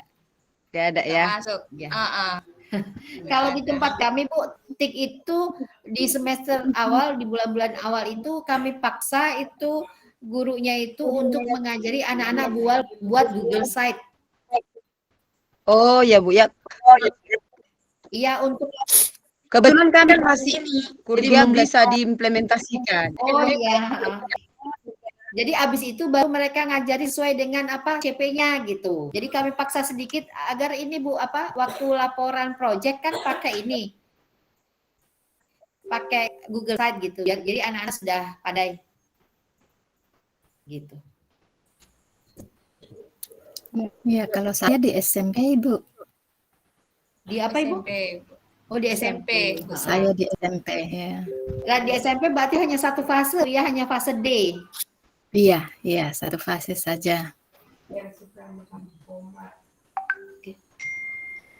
Oke, bagaimana kita Bu Rani? Kira-kira? Ya.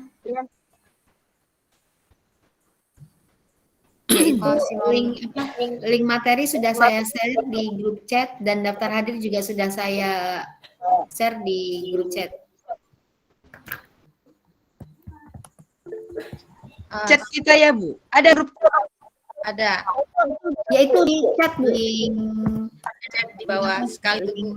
daftar Pojok kanan. hadir. Nah. Sepertinya masih ada yang bertanya gimana Bu Rani? Monggo bukan silakan. maksud saya Bu. Oke. Grup WhatsApp kita ada ya Bu? Oh iya, sebentar Ada, Bu. saya kasih. Ya ada, bentar.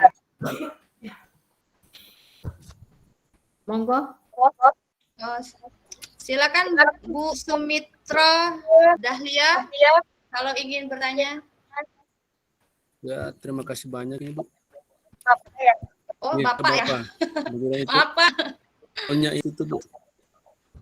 Salam kenal, Ya, Pak. mohon maaf. Ya, kita dari Provinsi Gorontalo nih. Wah, jauh, Pak. Gorontalo. Ya, alhamdulillah bisa bergabung nih orang-orang yang pakar-pakarnya nih. Ya. Jadi perlu kita belajar. Bapak Dan- sudah di rumah Boyolan? Iya, nggak apa-apa. Ada Bilang lengkap. beberapa yang memang masih bukan minggu kan tadi kita mulai dari mana, arah mana. Kebetulan kan kita guru dari SD Bu ini.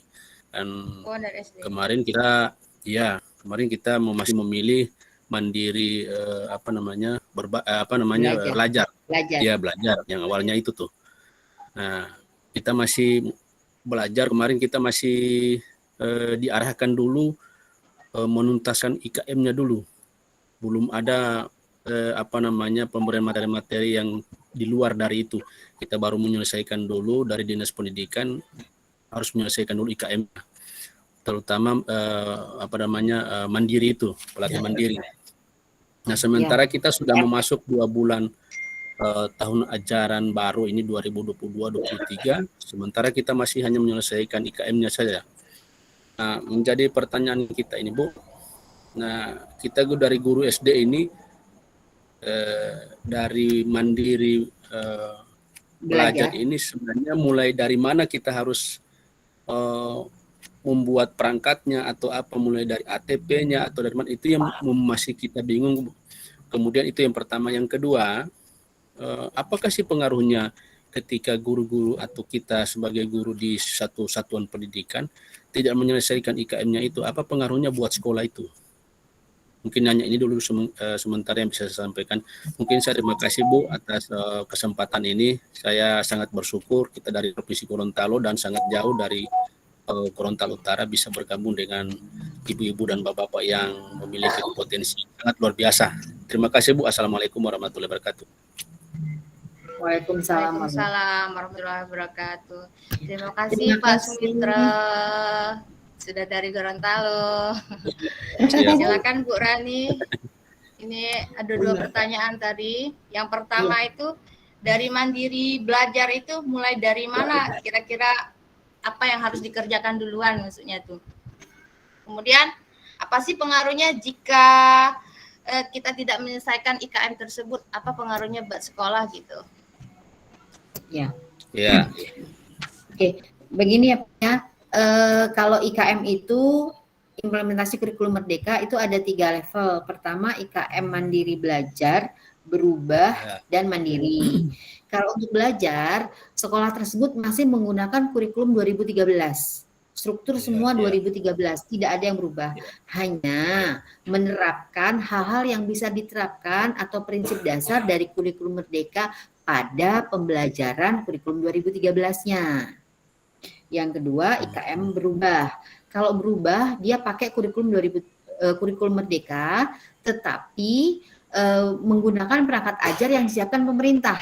Nah, tentu dengan adaptasi, Pak ya. Nah, yang ketiga, mandiri. Kalau mandiri ini mereka menggunakan kurikulum merdeka dan membuat perangkat ajar sendiri.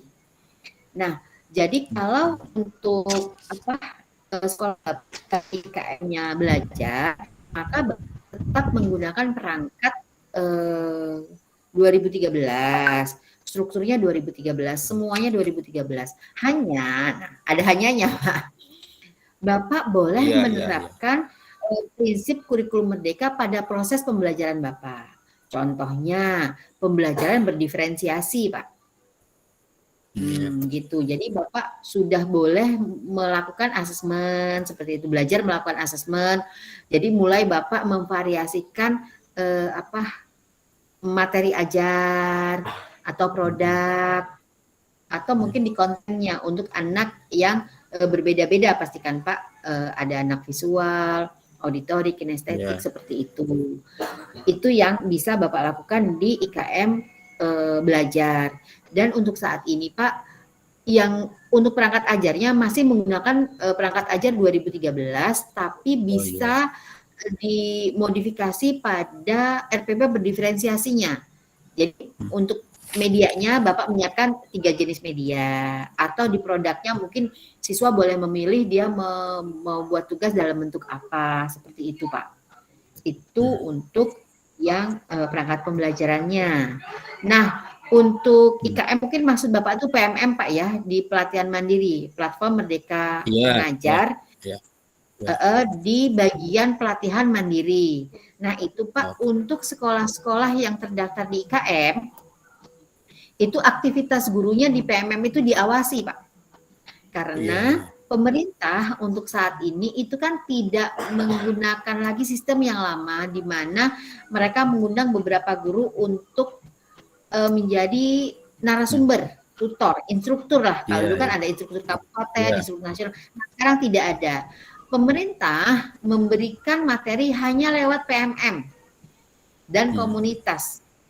Nah, komunitas boleh menyelenggarakan pelatihan.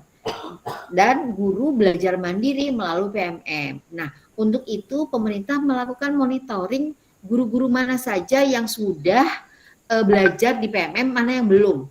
Dari apakah guru tersebut sudah nonton video, post-test segala macam.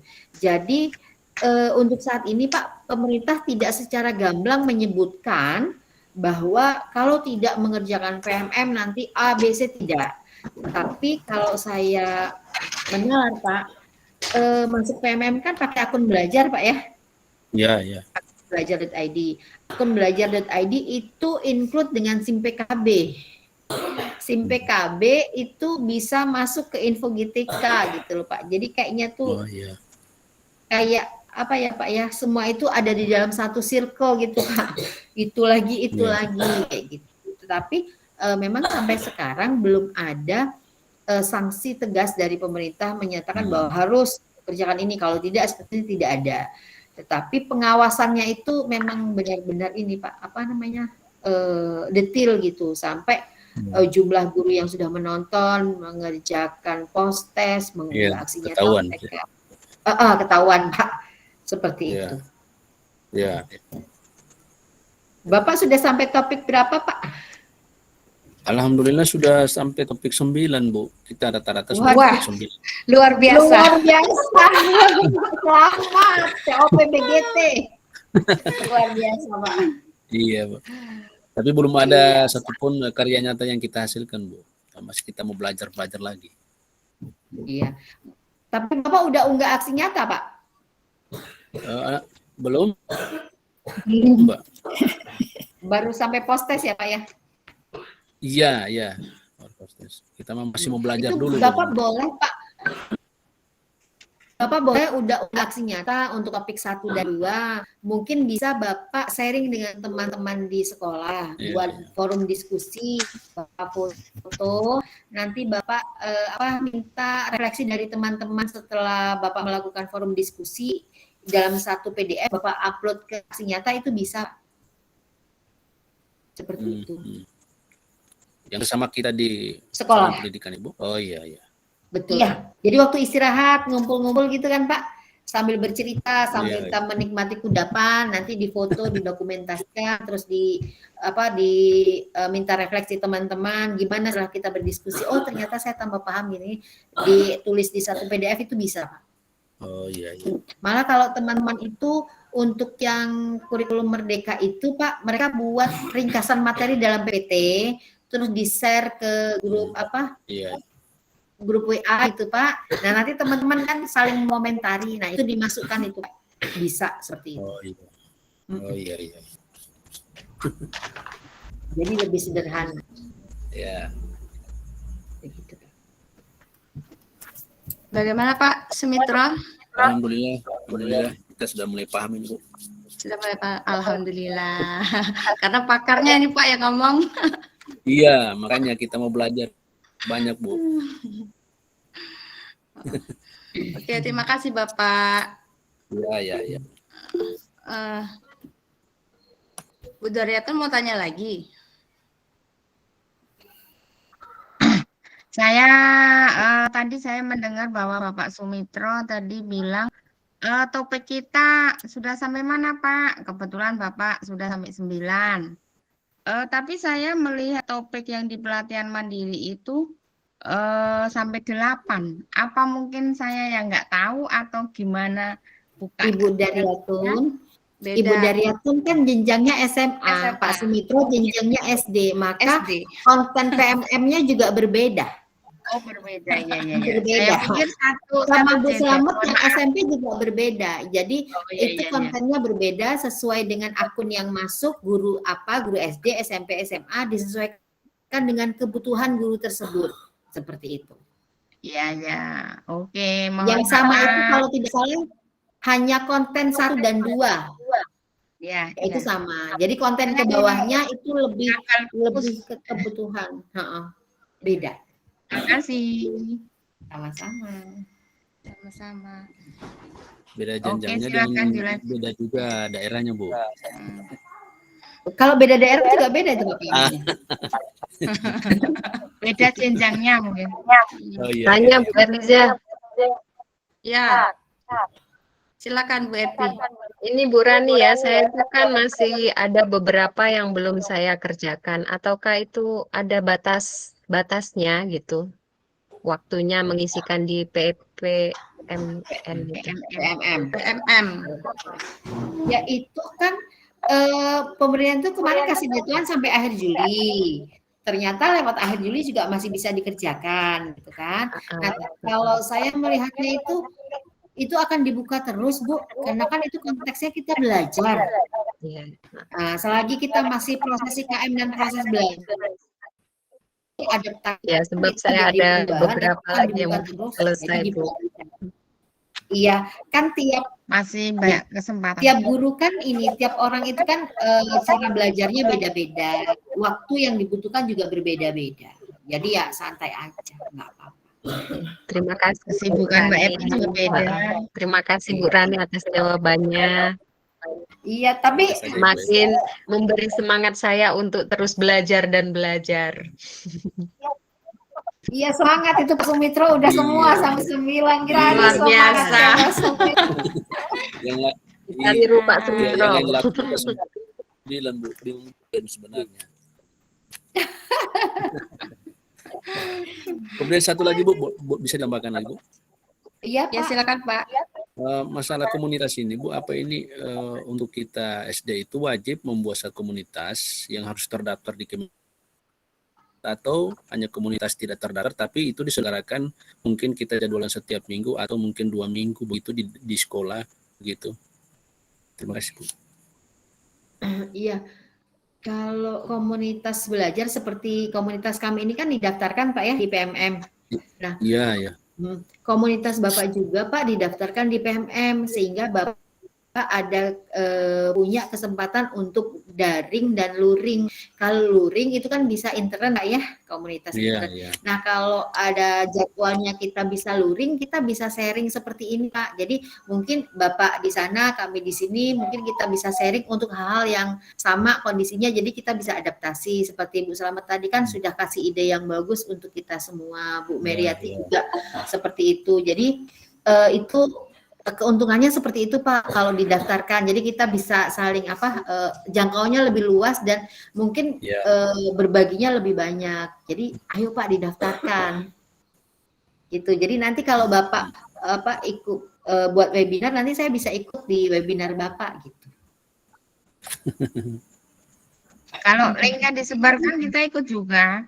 Iya. Oh iya. Di PMM. Nah, Ditunggu, itu Pak. ikut gara-gara jalan-jalan di PMM. Iya.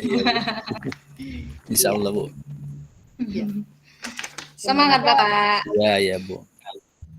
Saya bisa satu lagi, Bu Erlisa. Silakan Bu, mumpung belum ditutup. Sorry. Ya, di seri pelatihan, terima kasih.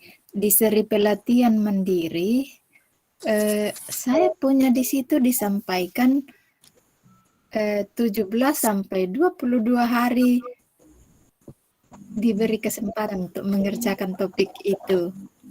Sedangkan ya pernah ada yang informasikan bahwa tidak ada batas waktunya. Iya. Kasih. Iya. Iya Ibu, memang itu dari awal gitu Bu Eriza ya. Iya. Ada yang dikasih waktu, ada yang tidak. Mungkin itu penyemangat aja kali Ibu dari pemerintah. Ayo dikerjakan batas waktunya tanggal sekian. Karena kan kalau kita buka itu Bu, itu memang ada waktu normal untuk mengerjakan setiap topik. Ada yang sekian minggu, sekian hari, seperti itu. Jadi kalau sudah mau mendekati nanti kita dapat peringatan lah dari mereka. Tapi sebenarnya kalau lewat dari itu juga enggak masalah dikerjakan. Begitu. Memang ada peringatan. Gitu. Mungkin yang nggak dapat peringatan dia menyelesaikannya sebelum batas waktunya. Ya. Jadi nggak dapat peringatan lagi. Gitu. Iya, tapi kan bukan cuma itu juga, yang itu saja yang kita kerja. Iya, Kedua, benar ya, Ibu. bagus Banyak. kalau ada jaringan. Kita Iya, kan kalau masuk enggak, di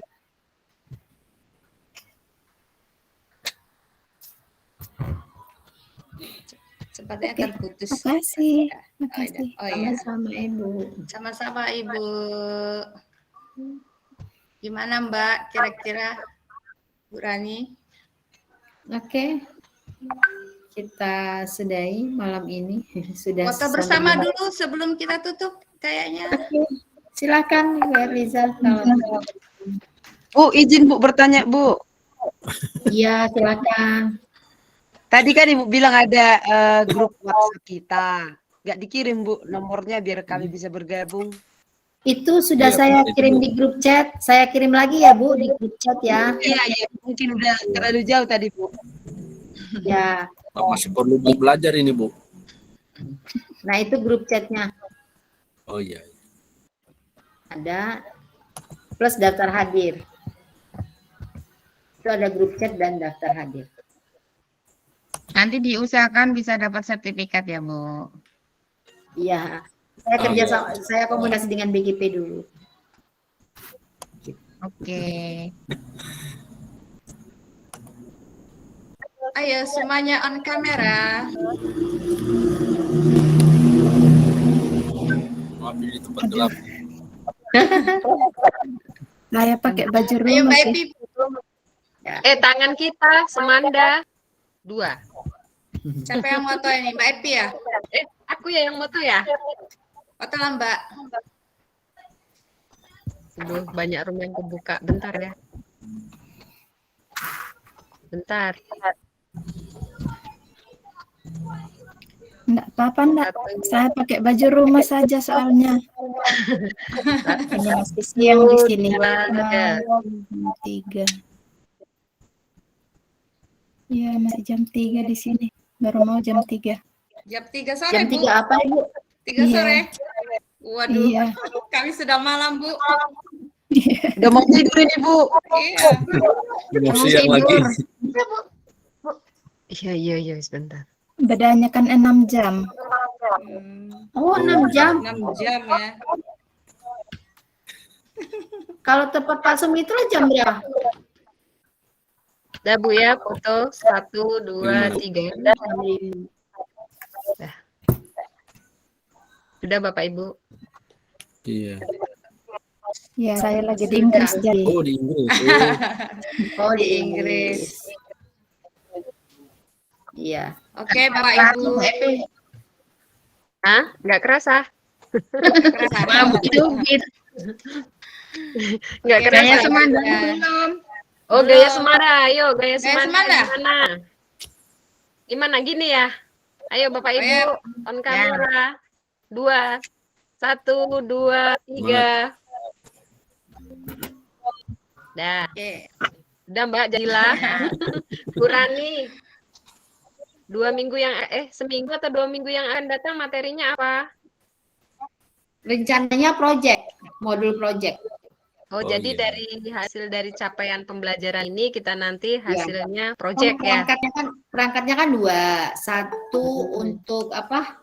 Satu untuk perangkat pembelajaran, modul ajar dan modul project. Nah, besok tentang projectnya. Project minggu depan.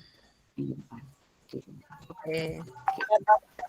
Semoga bisa bergabung dan selalu diberi kesehatan Bapak ini mulai Amin. Itu tiap hari Jumat ya, Bu ya? Iya, malam Sabtu. Malam Sabtu. Kebiasaannya Bu. Tiap hari Jumat. Oke. Berarti hari Jumat depan kita ya Bu. Saya semangat.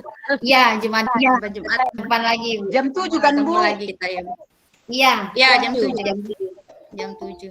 Bu Meriati, salam kenal. Iya Bu, salam kenal. Bapak Sumito. Oke, Bapak Ibu. Selamat Suleng Semuanya semuanya.